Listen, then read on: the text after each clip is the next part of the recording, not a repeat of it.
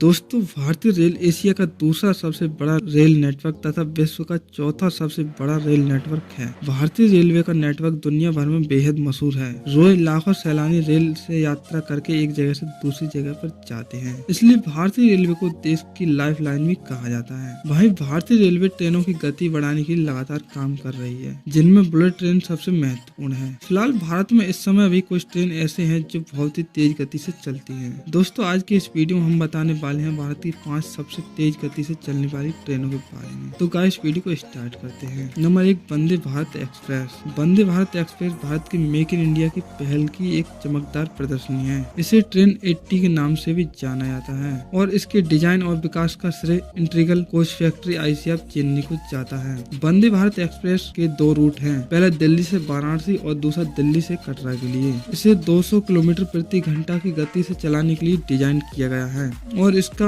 वायु गतिकीय डिजाइन इसे उच्च गति प्राप्त करने में भी मदद करता है, लेकिन ट्रैक की खराब स्थिति के कारण ये गति व्यावहारिक रूप से प्राप्त करने में योग्य नहीं है, जो इतनी तेज गति का समर्थन करने में असमर्थ है। इसी वजह से वंदे भारत 130 किलोमीटर प्रति घंटा की कम रफ्तार से ही दौड़ती है। अपने ट्रायल रन के दौरान इसने 180 किलोमीटर प्रति घंटा की रिकॉर्ड गति हासिल की है, जिसने इसे भारत की सबसे तेज गति वाली ट्रेन बना दिया है। नंबर 2, गतिमान एक्सप्रेस। वास्तव में भारत में सबसे तेज गति से चलने वाली ट्रेन गतिमान एक्सप्रेस है, जो 160 किलोमीटर प्रति घंटा की अधिकतम गति से चलती है, जो कि वंदे भारत की अधिकतम परिचालन गति से 30 किलोमीटर प्रति घंटा अधिक है। गतिमान एक्सप्रेस भारत की पहली सेमी हाई स्पीड ट्रेन है जो दिल्ली और झांसी के बीच चलती है। जून 2015 में गतिमान एक्सप्रेस को आधिकारिक तौर पर भारतीय रेलवे मंत्रालय द्वारा पेश किया गया था। गतिमान एक्सप्रेस ने हजरत निजामुद्दीन और आगरा कैंट के बीच अपनी पहली यात्रा की थी। नंबर 3, नई दिल्ली भोपाल शताब्दी एक्सप्रेस। हम आपको पहले ही बता चुके हैं कि 10 जुलाई 1998 को पहली शताब्दी एक्सप्रेस नई दिल्ली और झांसी के बीच शुरू की गई थी। फिर इसे भोपाल हबीबगंज स्टेशन तक बढ़ा दिया गया और अब इसे नई दिल्ली हबीबगंज शताब्दी एक्सप्रेस कहा जाता है। अब शताब्दी एक्सप्रेस की संख्या 18 है, लेकिन नई दिल्ली भोपाल हबीबगंज एक्सप्रेस दूसरों की तुलना में सबसे तेज शताब्दी ट्रेन है। 2016 तक ये भारत में सबसे तेज चलने वाली ट्रेन भी थी, लेकिन गतिमान एक्सप्रेस के उद्घाटन के बाद इसने अपना